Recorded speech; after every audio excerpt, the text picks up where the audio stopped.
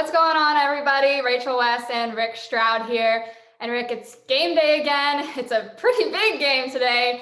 We got the NFC Championship, Bucs versus the Packers up in Green Bay. And now, Rick, these teams did play earlier this year. The Bucs handled their business back in Week 6 against them. Can they take anything from that win all that time ago? Or is that game just totally irrelevant right now?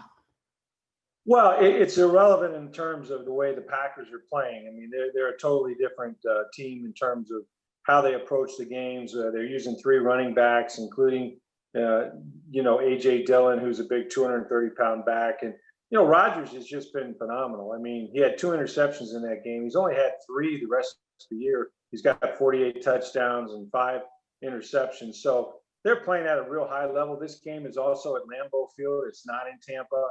You're talking about the possibility of it being in the mid-20s and a little bit of snow on the ground as well. So really everything's different. But then the Bucs are better too in many ways. They've won 7 in a row. They've won 7 in a row on the road, as a matter of fact. And they're playing at a high level. They've got some injuries we'll talk about, but I think they're confident in the way that they're playing. But they've got to go one more time to win 3 games on the road to get to the Super Bowl is a path less traveled, and that's what they're trying to do here against a really good quarterback and a good football team. Yeah, that would definitely be an impressive accomplishment if they pulled that one off. As you touched on, some injuries, lots of personnel moves going on this week. Some guys are coming back, some guys are out with injuries. Who are those guys, and what are each of their situations? Well, Antonio Brown's not going to play in this game, and that's a big loss because, during that winning streak after the bye, he had a stretch of 4 games where he had 5 touchdown passes. And he went out in that game last week against the Saints with a knee injury. He didn't practice all week, so they felt they had to shut him down. And, fortunately, that gives an opportunity to guys like Tyler Johnson and Scotty Miller, who came in and made enormous plays.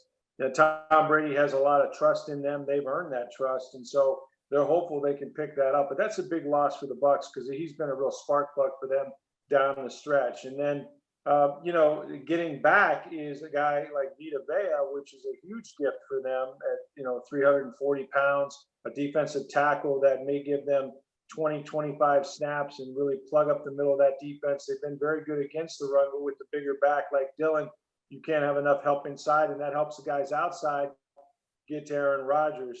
The downside, though, is that we found out that Antonio Winfield Jr.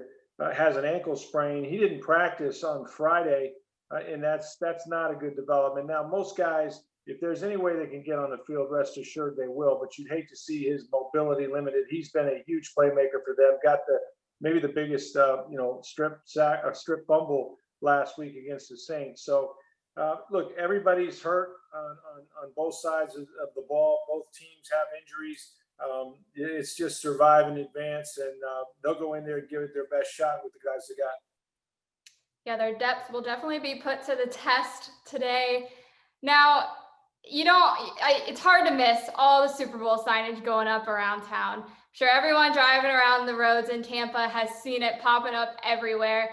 The players, the coaches, they're all the same. They're driving these roads, seeing all these signs. And obviously the idea of coming home and playing a Super Bowl in your home stadium is very exciting. But how is the team handling the balance of looking at that and being excited about that possibility, but then also knowing we're playing in Green Bay this week and we got to get the job done today? Well, I mean, Bruce Arians has told his team, if you're thinking about that, you're going to get your butts beat and you'll be packing your bags on Monday when Green Bay is making plans to come down here.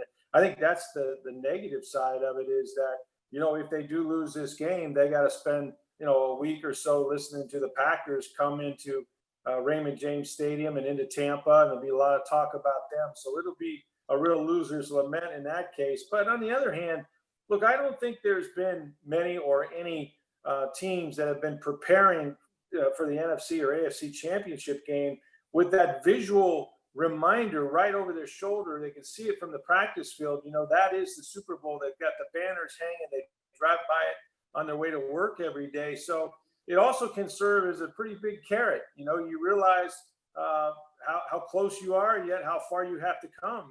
And the goal will be to make history No team has ever played a Super Bowl in their home stadium. So this is a real opportunity for them. I think if you're not excited, you probably are in the wrong business, but this will just get the juices flowing a little bit more as they make their way up to Green Bay. Well, we'll see if they can get the job done up there today. It's going to be a cold one, so I send my best wishes to you on being able to deal with that. I don't know that I could, honestly. Good thing I'm staying back down here in Tampa.